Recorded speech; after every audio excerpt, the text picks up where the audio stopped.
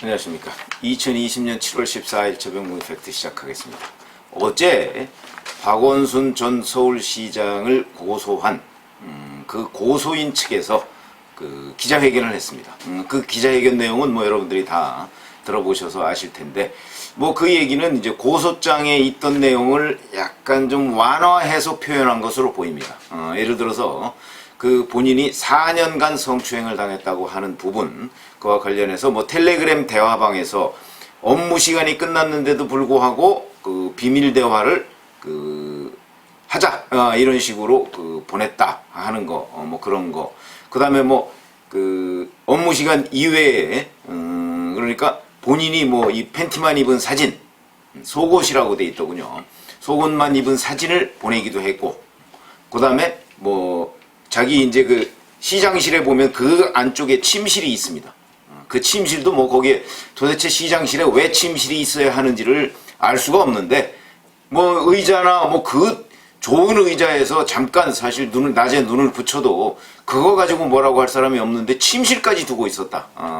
아마 상당수의 그 시장실이 그런 것으로 제가 알고 있는데, 그런 것도 왜 필요한지를 모르겠지만, 거기에 보면 거기서 뭐 안아달라고 하고, 그 다음에 뭐 무릎이 뭐 좀 아프다 그러니까 뭐 무릎을 호해 준다고 그러면서 거기다 입을 대고 뭐 이런 얘기도 쭉 했습니다. 그러니까 그런 얘기들을 이제 고소장에 있었는데, 어제 기자회견에서도 그런 얘기를 했었죠. 근데 이 외에 사실은 더 중요한 얘기들이 그 안에 있습니다. 이런 건데, 고소인이 어저께 이제 뭐 한국 성폭력 상담소장 뭐 이런 사람들이 이제 쭉 여러 명 변호사하고 나와서 얘기를 했는데, 당일이니까 이제 8일이죠. 피고소인에게 수사 상황이 전달됐다.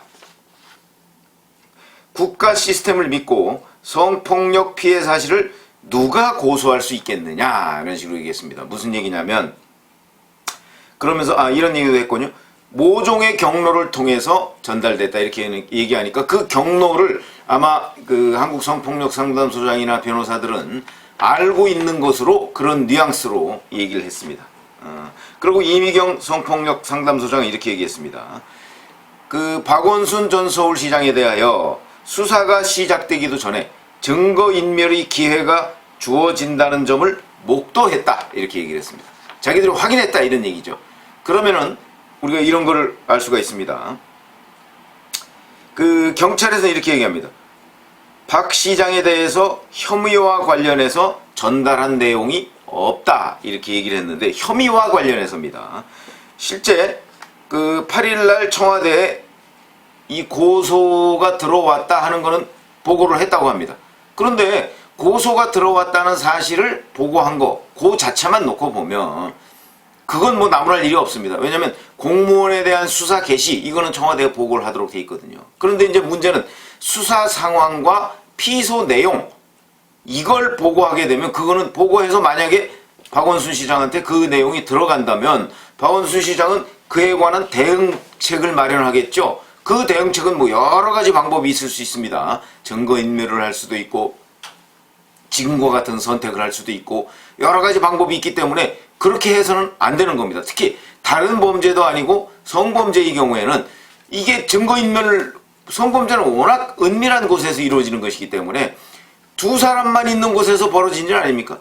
그런데 한 사람이 이 세상에 없다면 다른 사람이 주장을 하는 게 그냥 일방적인 주장이 돼버립니다. 무슨 증거를 남기기도 어렵습니다. 이런 것들이 과거의 사례입니다. 그렇기 때문에 성범죄의 경우는 특히 그 증거 문제가 굉장히 중요하게 되고요. 그래서 이제 이혼 전문 변호사나 아니면 뭐 그 관련 이런 성범죄 전문 변호사나 그 사람들 얘기를 들어보면, 이 성범죄는요, 본인이 성범죄를 당하고서 그걸 곧바로 신고하지 않습니다. 왜냐하면 곧바로 신고했을 때, 당했을 때는 증거가 없거든요. 증거가 자기 말밖에 없으니까.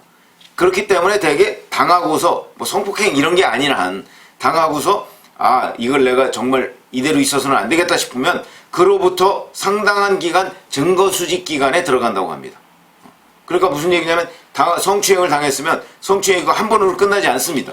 그러니까 대개 그로부터 몇 개월 동안 이제 성추행 당한 음란한 문자 뭐 이런 걸 이제 해놓는다든가, 아니면 텔레그램 대화방이면 텔레그램 대화방은 곧 없어지니까 그걸 뭐 다른 휴대전화로 찍어서 촬영해서 보관해 놓는다든가, 아니면 뭐 사진 같은 걸 보냈으면 그 사진 같은 걸 본인이 막 지우니까 그걸 지우지 않도록 어디에 보관을 해놓는다든가 아니면 뭐 포렌식을 해놓는다든가 뭐 이런 여러 가지 증거 수집 기간을 거쳐서 나중에 이제 폭로를 하거나 고소를 하게 되는 것이죠. 이게 일반적이라고 합니다. 그렇지 않으면 증거가 없기 때문에 두 사람만의 사이에서 벌어진 일 아닙니까? 그러니까 이제 이런 경우도 이 고소인 측에서 그 뭐 사진 보낸 거, 그 다음에 텔레그램 대화방, 그 다음에 뭐 이런저런 문자, 음란한 문자, 뭐 이런 것들을 그 일부 제출을 했다는 거거든요. 그러니까 그것만 보면 뻔히 아는데, 그것만 보면 부인하기가 어렵습니다. 부인하기 어려우면 그 다음의 선택은 박 시장 같은 선택을 할 수도 있고, 뭐 다른 선택을 할 수도 있고, 아니면 정말 뭐 이 저 고소인이 보니까 진정한 사과를 원했다 이렇게 그 얘기를 했거든요. 그러니까 정말 4년 동안 이루어진 일 중에서 만약에 중간에 진정한 사과를 했다면 이 사건은 그대로 묻힐 수도 있었던 것 아니냐 이런 생각이 들고요. 자, 그런데 경찰은 혐의와 관련해서는 전달한 내용이 없다고 지금 주장을 하고 있고, 청와대도 박 시장과 관련해서 통보한 내용이 없다 이렇게 얘기했습니다. 그러니까 보고를 받았는지 여부는 얘기를 안 하면서 박 시장한테 통보한 내용이 없다고 얘기했습니다. 보고는 받았다는 것으로 보이죠. 자, 그러면 정말 청와대와 경찰이 결백하냐? 그런데 박 시장은 왜 저렇게 됐느냐? 이 부분에 대해서 우리가 궁금증을 갖지 않을 수가 없다. 그러면 어제 고소인 측에서 얘기한 목도했다, 직접 봤다는 뜻이거든요. 증거인멸의 기회가 주어지는 점을 목도했다 이렇게 얘기를 했기 때문에 이거의 근거는 뭐냐 하는 것들이 이제 궁금해지는 대목이고, 자, 그렇다면 처음 이 고소인이 변호사하고 서울 경찰에 간 것은 8일날 오후 4시 30분입니다. 4시 30분. 그리고서 그 전에 치밀하게 준비를 했다고 하죠. 4시 30분에 가서 그때부터 곧바로 경찰한테 얘기해서 우리가 지금부터 조사를 받겠다 얘기를 해서 9일 2시 반까지 조사를 받았다고 합니다. 그러면서 수사팀에 특히 부탁을 했다는 거죠. 보안 유지를 당부했다는 거죠. 왜 그러냐면 휴대전화를 박원순 전 서울시장이 휴대전화를 없앨 수도 있는 거 아니겠습니까? 그러니까 이거는 보안 유지가 굉장히 중요하다. 그러니까 이 수사 상황이 박 시장한테 전달돼서는 안 된다 하는 점을 굉장히 강조했다고 하는데, 이 어간에 경찰청은 청와대에 자, 박원순 서울시장이 성추행 혐의와 관련해서 고소를 당했고 지금 조사를 고소인 조사를 하고 있습니다라는 걸 보고했다는 거죠. 그것만 보고했는지 아니면 내용까지 보고했는지, 저는 뭐 내용까지 보고했다고 봅니다만 경찰이 지금 부인하고 있는 거죠. 그렇게 했는데 그 시각에 보고를 했다는 거죠. 자, 그리고 나서 이제 박 시장이 가회동에 공관을 나선 게 9일 오전 10시 44분입니다. CCTV에 찍혔습니다. 그러면 그 전에 유언장을 작성했죠.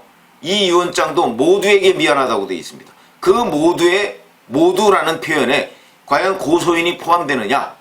그거는 뭐 불분명하죠. 그건 박 시장만이 알고 있습니다. 모두에게. 근데 이 유언장을 작성하기 전에 우리가 상식적으로 보자고요. 자, 내가 이 사건에 대해서 어떻게 대응해야 되겠느냐 하는 거고, 그 다음에 이 사건이 지금 고소인이 뭘 주장하고 있느냐는 걸 틀림없이 알았을 것이다. 만약에 그냥 성추행 피해 사실을 누구누구로부터 고소가 들어왔다 하는 것만 알았다면 박 시장이 이거는 내가 이렇게 대응하면 이건 뭐 부인하고 요거는 어떻게 하고 이렇게 충분히 변호사기 때문에, 더군다나 성폭력 이런 문제에 관해서 우리나라에 정말 획기적인 어떤 그 전기를 마련한 사람 아니겠습니까? 그러니까 본인이 누구보다 잘 압니다. 그래서 이거는 이렇게 대응하면 되고 이런 걸 잘 알 텐데, 그럼에도 불구하고 이분이 유언장을 작성했다는 것은 그 전에 이건 도저히 내가 그냥 넘어갈 수 없는 사항이라는 걸 알았다는 것이고, 그 얘기는 증거가 뭐가 있고 수사 상황이 어떻게 진행되고 있다는 것도 알았다는 얘기가 됩니다. 여기서부터 우리의 관측이지만 이거는 합리적 추측입니다. 그걸 몰랐다면 저런 선택을 하지 않았을 거라고 봅니다. 그렇기 때문에 유언장을 작성할 때까지 우선 본인이 그 내용을 정확하게 알고 있었을 것이고, 그 다음에 많은 고민이 있었을 것이고, 그리고 유언장을 작성하고 10시 44분에 집을 나섰습니다. 그렇다면 언제쯤 알게 됐을까요? 9일 새벽부터 알았다고 봐야죠. 9일 새벽부터. 그런데 경찰은 이게 뭐 공식 발표는 아닙니다만은 기자들이 이제 물었을 거 아닙니까? 혹시 전달한 적이 있느냐? 그러니까 아니 4시 반에 8일 4시 반에 처음 접수해서 9일 새벽 2시 반까지 그 조사를 했는데 그걸 박 시장한테 내용을 전달할 그런 겨를이 어디 있습니까? 라고 이제 비공식적인 답변을 했다고는 하는데 그럼 박 시장은 어떻게 알았을까요? 어떻게 알고 이거에 대한 대응책이 무엇인가 고민하고 유언장까지 작성하고 10시 44분에 집을 나섰을까요? 이해가 안 되죠. 그러니까 누군가는 알려줬다. 그리고 그게 경찰이든 청와대든 누군가는 알려줬다. 이렇게 생각하는 것이, 판단하는 것이 합리적 추측이다. 이런 말씀을 드리고, 그 다음에 박 시장의 딸이 경찰에 신고한 것이 5시 17분입니다. 그리고 시신이 발견된 것은 10일 0시 1분입니다. 그러면 뭐 시신 발견된 거야? 이제 그거 수색하고서 발견된 거니까 그렇다 쳐도 5시 17분에 아빠가 몇 시간 전에 뭐 유언 비슷한 말을 남기고 라고 얘기했습니다. 그러면 딸하고도 10시 44분에 집을 출발하기 전에 뭔가 얘기를 했던 것이 되고, 그렇다면 여하튼 정확하게 박 시장이 이 내용을 알고 있을 가능성이 있다. 그러면 이게 이제 어떤 과정을 통해서 알고 있느냐 하는 것이 밝혀질 것인가 과연. 그리고 언제 알게 됐느냐 이게 밝혀질 것인가. 여기에 대해서는 양론이 있습니다. 무슨 이제 만약에 다른 사람들이 뭐 명예훼손이나 아니면 고소인 측이 지금 뭐 이순신 장군도 뭐 관노와 잠자리를 같이 하고 뭐 별별 얘기들이 다 나오니까 이 사람들을 명예훼손으로 만약에 고소하거나 고발하는 과정에서 이제 사실관계가 드러날 가능성도 있고요. 그러나 지금 현재 경찰의 그 수사 행태를 보면 우리가 짐작컨대 여기 실체적 진실까지는 접근 안 할 가능성이 매우 높다. 뭐 이게 공소권 없음으로 일단 그 사건을 종결했지 않습니까? 그런데 이제 명예훼손 사건이나 이런 거에 따라서 과연 박 시장이 이걸 어떻게 알게 됐는가? 그건 결국 경찰의 치부와 이 사건은요, 따지고 보면 국정농단을 능가하는 일입니다. 아니, 수사 중인 사건을 그 수사 대상자한테 상세하게 알려준 거 아닙니까? 브리핑한 거 아닙니까? 이거는 증거인멸 교사에도 해당됩니다. 증거인멸하라는 얘기하고 똑같은 얘기 아니겠습니까? 그러다 보니까 경찰 스스로 과연 본인들의 치부를 드러내는 수사를 할 수 있을까? 절대 못하죠. 그렇다면 이 경위가 드러나려면 결국은 특검밖에는 뭐가 있겠는가? 지금은 뭐 검찰도 만약에 서울중앙지검이나 이런 데서 수사하면 중앙지검 믿을 수 있습니까? 채널A 기자 강의원 미수 사건에 대해서 저런 식으로 거의 그 악마의 편집을 통해서 채널의 기자를 오히려 구속하려고 그러는 이런 상황인데, 그런 상황에서 서울중앙지검 수사 못 믿고요. 경찰 수사 못 믿고요. 그러면 남는 건 뭐가 있습니까? 결국 특검밖에 없는데, 특검은 국회를 통과해야 됩니다. 그 국회 통과, 지금 민주당이 저런 상황에서 어제 뭐 이해찬 대표가 그냥 두루뭉술하게 사과는 했습니다만은 그런 정도의 의지를 가지고 과연 이걸 특검을 할까? 더군다나 청와대가 튀어나올지도 모르는데 안 하죠. 그럼 남은 거는 뭐가 있느냐? 결국은 민심이다. 민심이 압도적으로 특검 분위기를 몰아가지 않는 한, 그리고 피해자 중심주의, 문재인 대통령이 좋아하는 피해자 중심주의로 몰고 가지 않는 한, 그리고 인지 감수성 이런 부분으로 몰고 가서 압도적인 그 지지를 보내지 않는 한 이 부분은 진상규명이 되지 않을 가능성이 매우 높다. 이렇게 봅니다. 불행하게도 그럴 가능성이 매우 높다. 그렇다면 우리는 어찌 해야 되겠습니까? 이 부분과 관련해서 2차가 물론 막아야 될 것이고, 우선 박원순 시장이 왜 이 지경에 이르게 됐는가 하는 부분도 정확하게 규명을 해야 됩니다. 그래야지 앞으로 이런 일을 재발하지 않도록 방지할 수도 있고, 그 다음에 이렇게 국정농단을 능가하는 이런 정보 유출 사건이 발생하지 않도록 할 수가 있다. 이거 굉장히 중요한 국가 시스템을 다시 갖추는 문제입니다.